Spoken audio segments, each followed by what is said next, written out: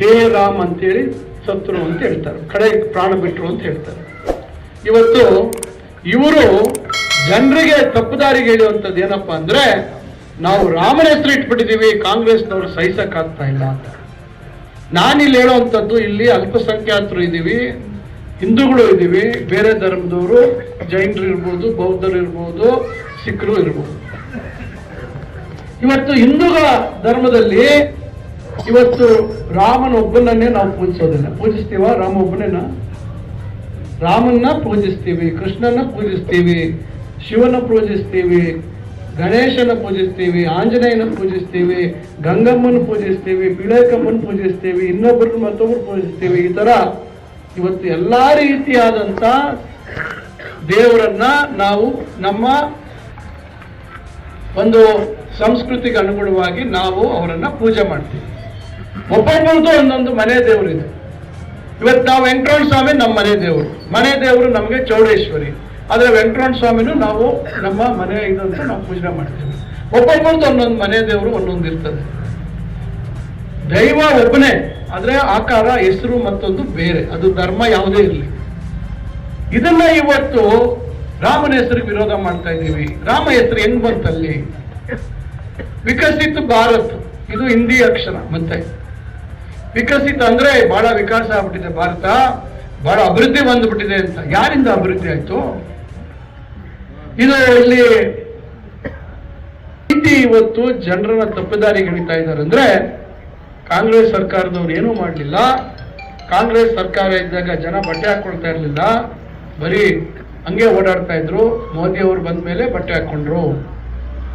ಈ ದೇಶದಲ್ಲಿ ಇಸ್ರೋ ಸಂಸ್ಥೆ ಇರಲಿಲ್ಲ, ಈ ದೇಶದಲ್ಲಿ IIM ಇರಲಿಲ್ಲ, IIT ಇರಲಿಲ್ಲ, ಈ ದೇಶದಲ್ಲಿ ಅಣೆಕಟ್ಟುಗಳು ಕಟ್ಟಿಲ್ಲ, ಈ ದೇಶದಲ್ಲಿ ಏನು ಆಗ್ಲೇ ಇಲ್ಲ ಅಂತಕ್ಕಂಥದ್ದು. ಇವತ್ತು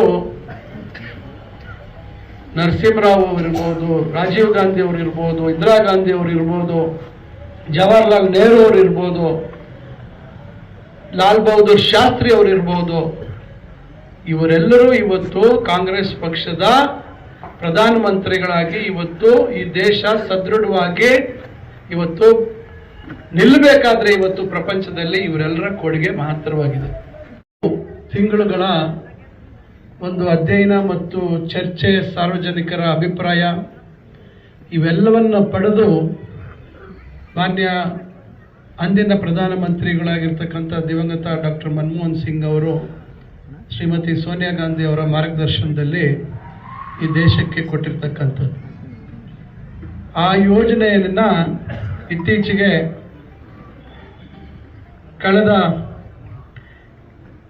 ಡಿಸೆಂಬರ್ ತಿಂಗಳು 17ನೇ ತಾರೀಕು ಮಂಡನೆ ಮಾಡಿ ಲೋಕಸಭೆ ಮತ್ತು ರಾಜ್ಯಸಭೆಯಲ್ಲಿ 18ನೇ ತಾರೀಕು ಅದನ್ನ VBG Ramji Viksit Bharat guarantee for Rozgar Ajeevika mission Gramin, ಈ ರೀತಿ ಒಂದು ಹೊಸ ಕಾಯ್ದೆಯನ್ನೇ ಏನು ಮಹಾತ್ಮ ಗಾಂಧಿಯವರ ಹೆಸರನ್ನ ಈ ಕಾಯ್ದೆಗೆ ಕೊಟ್ಟಿರ್ತಕ್ಕಂಥದ್ದು ಉದ್ದೇಶ, ಮಹಾತ್ಮ ಗಾಂಧಿಯವರು ಕಂಡಂಥ ಕನಸು ಗ್ರಾಮೀಣ ಭಾಗದ ಜನರ ಒಂದು ಬದುಕಿನಲ್ಲಿ ಬದಲಾವಣೆ ಆದರೆ ಮಾತ್ರ ಈ ದೇಶ ಮುಂದುವರಿತದೆ, ಈ ದೇಶ ಪ್ರಗತಿಯತ್ತ ಸಾಗ್ತದೆ ಅಂತಕ್ಕಂಥ ಸದುದ್ದೇಶ. ಆ ಕಾರಣಕ್ಕಾಗಿ ರಾಷ್ಟ್ರೀಯ ಉದ್ಯೋಗ ಖಾತ್ರಿ ಯೋಜನೆಯ ಹೆಸರನ್ನ Mahatma Gandhi national rural employment guarantee act ಅಂತಕ್ಕಂಥ ಕಾಯ್ದೆ ಅಂತಕ್ಕಂಥದ್ದನ್ನ ಮಾಡಿತು. ಮಹಾತ್ಮ ಗಾಂಧಿ ರಾಷ್ಟ್ರೀಯ ಉದ್ಯೋಗ ಖಾತ್ರಿ ಕಾಯ್ದೆ ಅಂತಕ್ಕಂಥದ್ದನ್ನ ತಂದಿರ್ತಕ್ಕಂಥದ್ದು, ಮನ್ರೇಗಾ ಅಂತ ಹೇಳಿ ಅದನ್ನ ಎಲ್ಲರೂ ಕರೆಯುವಂಥದ್ದು. ಈ ಯೋಜನೆಯನ್ನ 2014ರಲ್ಲಿ ಕೇಂದ್ರದಲ್ಲಿ ಬಂದಂತ ಭಾರತೀಯ ಜನತಾ ಪಕ್ಷದ ಸರ್ಕಾರ, ಮಾನ್ಯ ಪ್ರಧಾನಮಂತ್ರಿಗಳಾಗಿರ್ತಕ್ಕಂಥ ಶ್ರೀ ನರೇಂದ್ರ ಮೋದಿಜಿ ಅವರು ಇದನ್ನ ವ್ಯವಸ್ಥಿತವಾಗಿ ಈ ಯೋಜನೆಯನ್ನ ಅಂತ್ಯ ಮಾಡತಕ್ಕಂಥ ನಿಧಾನವಾಗಿ ವಿಷ ಕೊಡುವಂತ ಕೆಲಸವನ್ನ ಮಾಡ್ಕೊಂಡು ಬಂದಿದ್ದಾರೆ. ಇದರ ವಿರುದ್ಧವಾಗಿ ಇವತ್ತು ನಮ್ಮ ಕಾಂಗ್ರೆಸ್ ಪಕ್ಷದ ಅಧ್ಯಕ್ಷರಾಗಿರ್ತಕ್ಕಂಥ ಸನ್ಮಾನ್ಯ ಶ್ರೀ ಮಲ್ಲಿಕಾರ್ಜುನ್ ಖರ್ಗೆಜಿಯವರು, ಲೋಕಸಭೆಯ ವಿರೋಧ ಪಕ್ಷದ ನಾಯಕರು, ನಮ್ಮೆಲ್ಲರ ನೆಚ್ಚಿನ ಮುಖಂಡರಾಗಿರ್ತಕ್ಕಂಥ ಶ್ರೀ ರಾಹುಲ್ ಗಾಂಧಿ ಅವರು, ಶ್ರೀಮತಿ ಸೋನಿಯಾ ಗಾಂಧಿ ಅವರು, ಮಾನ್ಯ ಮುಖ್ಯಮಂತ್ರಿಗಳಾಗಿರ್ತಕ್ಕಂಥ ಶ್ರೀ ಸಿದ್ದರಾಮಯ್ಯ ಸಾಹೇಬರು, ಮಾನ್ಯ ಉಪಮುಖ್ಯಮಂತ್ರಿಗಳು, ಕಾಂಗ್ರೆಸ್ ಪಕ್ಷದ ಕರ್ನಾಟಕದ ಅಧ್ಯಕ್ಷರಾಗಿರ್ತಕ್ಕಂಥ ಶ್ರೀ ಡಿ ಕೆ ಶಿವಕುಮಾರ್ ಅವರು, ಇವರೆಲ್ಲರೂ ಇದಕ್ಕೆ ಸೂಚನೆ ಕೊಟ್ಟಿದ್ದಾರೆ. ಇದು ಈ ದೇಶದ ಸುಮಾರು 12 ಕೋಟಿಗಿಂತ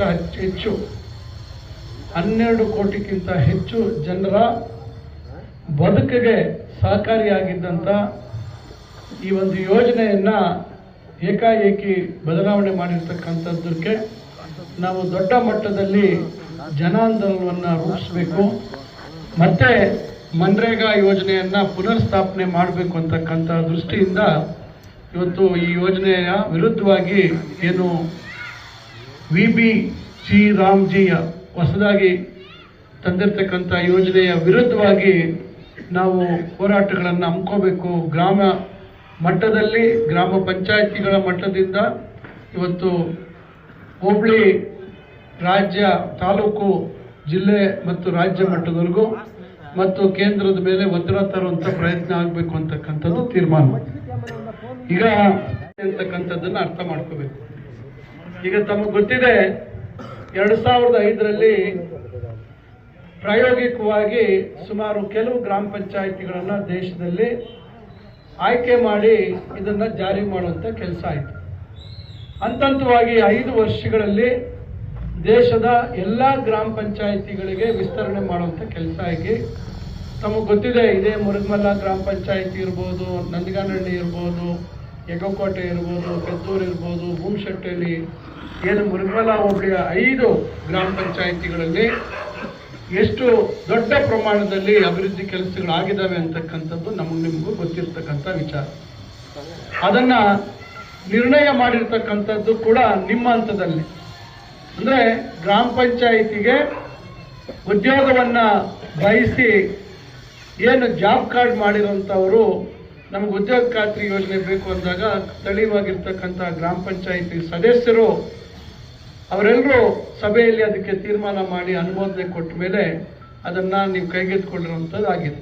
ಅದರ ಭಾಗವಾಗಿ ಇವತ್ತು ವೇದಿಕೆಯಲ್ಲಿ ಎಲ್ಲ ಹಿರಿಯರು ಉಪಸ್ಥಿತರಿದ್ದಾರೆ.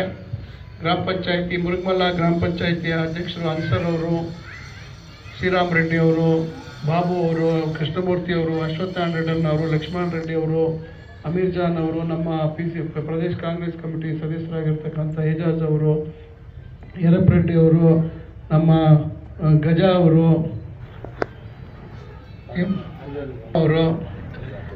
ರಾಜಣ್ಣ ಅವರು, ಆಂಜನೇಯಣ್ಣ ಅವರು, ಆಮೇಲೆ ಕೃಷ್ಣಪ್ಪ ಅವರು, ವೆಂಕಟೇಶ್ ಅವರು, ರವಿ ಅವರು, ಜಯರಾಮ್ ರೆಡ್ಡಿ ಅವರು, ನಾಸೀರ್ ಅವರು, ಚನ್ನಕೇಶವ ರೆಡ್ಡಿ ಅವರು, ನಲ್ಲಪ್ಪ ರೆಡ್ಡಿ, ಬ್ಲ್ಯಾಕ್ ರೆಡ್ಡಿ ಅವರು 364 ದಿನಗಳಲ್ಲಿ 100 ದಿವಸ ಕಡ್ಡಾಯವಾಗಿ ಯಾವುದೇ ಸಂದರ್ಭದಲ್ಲಿ ನಮಗೆ ಉದ್ಯೋಗ ಬೇಕು ಅಂದರೆ ನಿರಾಕರಣೆ ಮಾಡೋದಕ್ಕೆ ಅವಕಾಶ ಇಲ್ಲ. ಖಾತ್ರಿ ಆಯ್ತಾ? ಅದಕ್ಕೆ ಇವ್ರು ಏನು ಹೇಳ್ತಾ ಇದ್ದಾರೆ, ನಾವು 125 ದಿವಸ ಕೊಡ್ತಾ ಇದ್ದೀವಿ ಅಂತ. ಈಗ 364 ದಿವಸ ಕೊಟ್ಟಿರುವಂಥ ಸಂದರ್ಭದಲ್ಲೇ ಇಡೀ ದೇಶದಲ್ಲಿ 2% ಮಾತ್ರ ನಾವು 100 ದಿವಸ ಮುಟ್ಟೋಕ್ಕೆ ಸಾಧ್ಯ ಆಗಿದೆ. ಆದರೆ ಆ ಅಧಿಕಾರ ಏನು ಕೆಲಸ ತಗೋಬೇಕು ಅಧಿಕಾರವನ್ನು ಗ್ರಾಮ ಪಂಚಾಯತಿಯಿಂದ ಕಿತ್ಕೊಂಡಿದ್ದಾನೆ. ಯಾರು ಎಲ್ಲಪ್ಪ ಹೋಗ್ಬೇಕು ಅಂದರೆ ಪ್ರಧಾನಮಂತ್ರಿ ಗತಿಶಕ್ತಿ ಪೋರ್ಟಲ್. ಆ ಪೋರ್ಟಲಲ್ಲಿ ಏನೇನು ಕೆಲಸಗಳಿದ್ದಾವೆ, ಏನು ಅವರು ಅದನ್ನು ಸೇರಿಸ್ಕೊಂಡಿದ್ದಾರೆ, ಅವ್ರಿಗೆ ಸೂಚನೆ ಕೊಟ್ಟಂಗೆ ಕೆಲಸ ಮಾಡಬೇಕು. ನಿಮಗೆ ಪಂಚಾಯಿತಿಯಲ್ಲಿ ಅಧಿಕಾರ ಇಲ್ಲ. ಏನು 5 ವರ್ಷಗಳಲ್ಲಿ ಇಡೀ ದೇಶದ ಎಲ್ಲ ಗ್ರಾಮ ಪಂಚಾಯಿತಿಗೆ ಈ ಯೋಜನೆ ವಿಸ್ತರಣೆ ಆಗಿತ್ತು, ಅದರ ಅನುಕೂಲಗಳಾಗಿದ್ದಾವೆ. ಇವರು ಈಗ ಏನವರು ಸೂಚನೆ ಕೊಡ್ತಾರೆ ಆ ಪಂಚಾಯಿತಿಗಳು ಮಾತ್ರ ತಗೋಬೇಕು. ನಾಳೆ ಮುರುಗಮಲ್ಲ ಹೋಬಳಿಯಲ್ಲಿ ನಂದಗಾನಹಳ್ಳಿ ಪಂಚಾಯಿತಿಯಲ್ಲಿ VBG ರಾಮ್ಜಿ ಇದನ್ನು ಅನುಷ್ಠಾನ ಮಾಡ್ತೀವಿ ಅಂತ ಹೇಳಿದಾಗ ಬರೀ ನಂದಗಾನಹಳ್ಳಿಯಲ್ಲಿ ಆಗುತ್ತೆ, ಮುರುಗಮಲ್ಲಾಗಿಲ್ಲ, ಪೆದ್ದೂರಿಗಿಲ್ಲ, ಯಗಕೋಟೆಗಿಲ್ಲ, ಭೂಮಶೆಟ್ಟಹಳ್ಳಿಗಿಲ್ಲ. ಈಗಾಗಲೇ ಇಡೀ ದೇಶ ವ್ಯಾಪ್ತಿ ಆಗಿರುವಂಥದ್ದನ್ನ ನೀವು ಆಯ್ಕೆ ಇಡೀ ದೇಶ ವ್ಯಾಪ್ತಿಯಲ್ಲಿ ಎಲ್ಲ ಗ್ರಾಮ ಪಂಚಾಯಿತಿಗೆ ಆಗತ್ತೆ ಅನ್ನೋ ಮಾತು ಯಾಕೆ ಹೇಳಿಲ್ಲ? ಒಂದು, ಹಿಂದೆ 90% ಅನುದಾನ ಕೇಂದ್ರ ಸರ್ಕಾರ ಕೊಡ್ತಾ ಇತ್ತು, 10% ರಾಜ್ಯ ಸರ್ಕಾರ ಕೊಡ್ತಾ ಇತ್ತು. ಎಲ್ಲಿ ಮೆಟೀರಿಯಲ್ ಅಂದ್ರೆ ಎಲ್ಲಿ ಅದಕ್ಕೆ ಬೇಕಾದಂತ ಸವಲತ್ತುಗಳೇನಾದ್ರೂ ಖರೀದಿ ಮಾಡುವಂಥದ್ದು ಮತ್ತೊಂದಿದ್ರೆ, ಅಥವಾ ಸಿಮೆಂಟು ಮತ್ತೊಂದು ಈ ಥರ ಇದ್ರೆ ಅದಕ್ಕೆ 25% ರಾಜ್ಯ ಸರ್ಕಾರ ಕೊಡ್ತಾ ಇತ್ತು, 75% ಕೇಂದ್ರ ಸರ್ಕಾರ ಕೊಡ್ತಾ ಇತ್ತು. ಈಗ ಅದಿಲ್ಲ. ಬರಗಾಲ ಅಥವಾ ಏನಾದರೂ ಒಂದು ಅತಿವೃಷ್ಟಿ ಆ ಥರ ಏನಾದರೂ ಇವತ್ತು ನೈಸರ್ಗಿಕ ಸಮಸ್ಯೆಗಳಾದಂಥ ಸಂದರ್ಭದಲ್ಲಿ 100 ದಿವಸ ಇರುವಂಥದ್ದನ್ನ 125, 150 ದಿವಸ ಮಾಡೋದಕ್ಕೆ ಅವಕಾಶ ಇತ್ತು, ವಿಸ್ತರಣೆ ಮಾಡೋಕ್ಕೆ ಅವಕಾಶ ಇತ್ತು. ಅದನ್ನ 125 ದಿವಸ ಮಾಡಿದ್ದೀವಿ. ನೀವೇನಾದರೂ ಇಂಥ ಸಂದರ್ಭಗಳಲ್ಲಿ ಅದನ್ನ ವಿಸ್ತರಣೆ ಮಾಡಿದ್ರೆ ಸಂಪೂರ್ಣ ಹಣ ರಾಜ್ಯ ಸರ್ಕಾರ ಭರಿಸಬೇಕು. ಏನು 90% ಮತ್ತು 10% ಏನಿತ್ತು ಅದನ್ನು ಈಗ ಏನ್ ಮಾಡಿದ್ದಾರೆ, 60% ಕೇಂದ್ರ ಸರ್ಕಾರ, 40% ರಾಜ್ಯ ಸರ್ಕಾರ ಕೊಡ್ಬೇಕಂತೆ. ನಮ್ಮನೇಲಿ ಏನ್ ಖರ್ಚು ಮಾಡಬೇಕು ಅನ್ನೋದನ್ನ ಅವ್ರು ತೀರ್ಮಾನ ಮಾಡ್ತಾರೆ. ಅಂದ್ರೆ ಒಕ್ಕೂಟದ ವ್ಯವಸ್ಥೆ. ನಾಳೆ ನಾವು ಈ ದೇಶದ ಗಣರಾಜ್ಯೋತ್ಸವವನ್ನು ಆಚರಣೆ ಮಾಡ್ತಾ ಇದ್ದೀವಿ. ಒಂದು ಕೋಆಪರೇಟಿವ್ ಫೆಡರಲಿಸಂ ಅಂತ ಏನ್ ಕರಿತೀವಿ, ರಾಜ್ಯಗಳ ಮತ್ತು ಕೇಂದ್ರದ ಸಂಬಂಧಗಳು ಯಾವ ರೀತಿ ಇರಬೇಕು, ಇಂಥ ಒಂದು ವ್ಯವಸ್ಥೆಯಲ್ಲಿ ರಾಜ್ಯಗಳ ಅಭಿಪ್ರಾಯ ತೆಗೆದುಕೊಳ್ತೀರಾ ಏಕಾಏಕಿ ರಾಜ್ಯಗಳ ಮೇಲೆ ಹೆಚ್ಚುವರಿ 30% ಹೊರೆಯನ್ನು ಹಾಕುವಂತ ಕೆಲಸವನ್ನ ಮಾಡ್ತಾ ಇದ್ದಾರೆ. ಏನು ಹೆಚ್ಚುವರಿ ಮಾನವ ದಿನಗಳನ್ನ ನಾವು ಹೆಚ್ಚು ಮಾಡುವಂತ ಸಂದರ್ಭ ಬಂದ್ರೆ ಅದರ ಸಂಪೂರ್ಣ ಖರ್ಚುಗಳು ಬರುವಂತದ್ದನ್ನ ರಾಜ್ಯ ಸರ್ಕಾರ ಭರಿಸಬೇಕು. ಇದು ಯಾವ ರೀತಿ ಸಾಧ್ಯ? ಏಕಾಏಕಿ ಏಕಪಕ್ಷೀಯವಾಗಿ ಈ ಒಂದು ಪ್ರಜಾಪ್ರಭುತ್ವದ ವ್ಯವಸ್ಥೆಯಲ್ಲಿ ಸರ್ವಾಧಿಕಾರಿಯ ರೀತಿಯಲ್ಲಿ ಇವತ್ತು ಈ ರೀತಿ ಕ್ರಮ ತೆಗೆದುಕೊಂಡಿದ್ದಾರೆ. ಮತ್ತೊಂದು ವಿಶೇಷ ಏನಂದ್ರೆ, ಈ ಯೋಜನೆಯಲ್ಲಿ ಏನೆಲ್ಲ ನಾವು ಕೆಲಸಗಳನ್ನ ಮಾಡ್ತಾ ಇದ್ವಿ, ಈಗ ಲಕ್ಷ್ಮೀನಾರಾಯಣ ರೆಡ್ಡಿ ಅವರು ಕೆಲವೆಲ್ಲ ಹೇಳಿದ್ರು. ಕುರಿ ಶೆಡ್ಡು, ದನಗಳ ಶೆಡ್ಡು, ಅಂಗನವಾಡಿ ಕಟ್ಟಡ, ಶಾಲಾ ಕಾಂಪೌಂಡು, ಆಮೇಲೆ ನಮ್ಮ ಬದುಗಳು, ರೈತರ ಸ್ವಂತ ಜಮೀನಲ್ಲಿ ಕೆಲಸ ಮಾಡ್ಕೊಡೋದು, ಇದು ಯಾವುದಕ್ಕೂ ನಿಮಗೆ ಅಧಿಕಾರ ಇಲ್ಲ. ಕನ್ವರ್ಜೆನ್ಸ್ ಅಂದ್ರೆ ಅಂಗನವಾಡಿ ಕಟ್ಟಬೇಕಾದ್ರೆ 8 ಲಕ್ಷ ಉದ್ಯೋಗಾಂತರಲ್ಲಿ ತಗೋಬೋದಾಗಿತ್ತು. ಇಲಾಖೆಯವರು 5 ಲಕ್ಷ ಕೊಟ್ಟರೆ 13 ಲಕ್ಷಕ್ಕೆ ಅಂಗನವಾಡಿ ಆಗ್ತಾ ಇತ್ತು. ಹೌದಾ ತನ್ವೀರ್? ಅದಕ್ಕೆ ಇಂಗ್ಲಿಷಲ್ಲಿ ಕನ್ವರ್ಜೆನ್ಸ್ ಅಂತಾರೆ, ಹೊಂದಾಣಿಕೆ ಮಾಡೋದು, ಹೊಂದಿಸೋದು. ಆ ಹೊಂದಿಸುವಂತ ಕೆಲಸ ಕೂಡ ಈಗ ನಿಮಗೆ ಅಧಿಕಾರ ಇಲ್ಲ ಪಂಚಾಯತಿಗೆ. ಅವರು ಏನು ಸೂಚನೆ ಮಾಡ್ತಾರೆ, ಪ್ರಧಾನಮಂತ್ರಿ ಗತಿಶಕ್ತಿಯಲ್ಲಿ ಏನಿರ್ತದೆ, ನಾಳೆ ಬೆಳಗ್ಗೆ ಚಿಂತಾಮಣಿ ಮುರುಗಮಲ್ಲ ರೋಡ್ ತಗೋಬೇಕು ಅಂದ್ರೆ ನೀವು ಅಲ್ಲೋ ಕೆಲಸ ಮಾಡಬೇಕು. ರೈತರು ಯಾರು ಇವತ್ತು ಉದ್ಯೋಗ ಬೇಕು ಅಂತ ಕೇಳ್ತಾರೆ, ಜಾಬ್ ಕಾರ್ಡ್ ಇರೋರು, ಅವರು ಅಲ್ಲೂ ಹೋಗ್ಬೇಕು. ಈ ರೀತಿಯಾಗಿ ಅವರದೇ ಆದಂತ ಒಂದು ಸಂಪೂರ್ಣ ಹಿಡಿತ ಇಟ್ಕೋಬೇಕು ಅಂತಕ್ಕಂಥದ್ದು. ಅವ್ರು ಹೇಳ್ತಾರೆ ಬಹಳ ಭ್ರಷ್ಟಾಚಾರ ಆಗ್ತಾ ಇತ್ತು ಗ್ರಾಮ ಪಂಚಾಯತಿಗಳಲ್ಲಿ.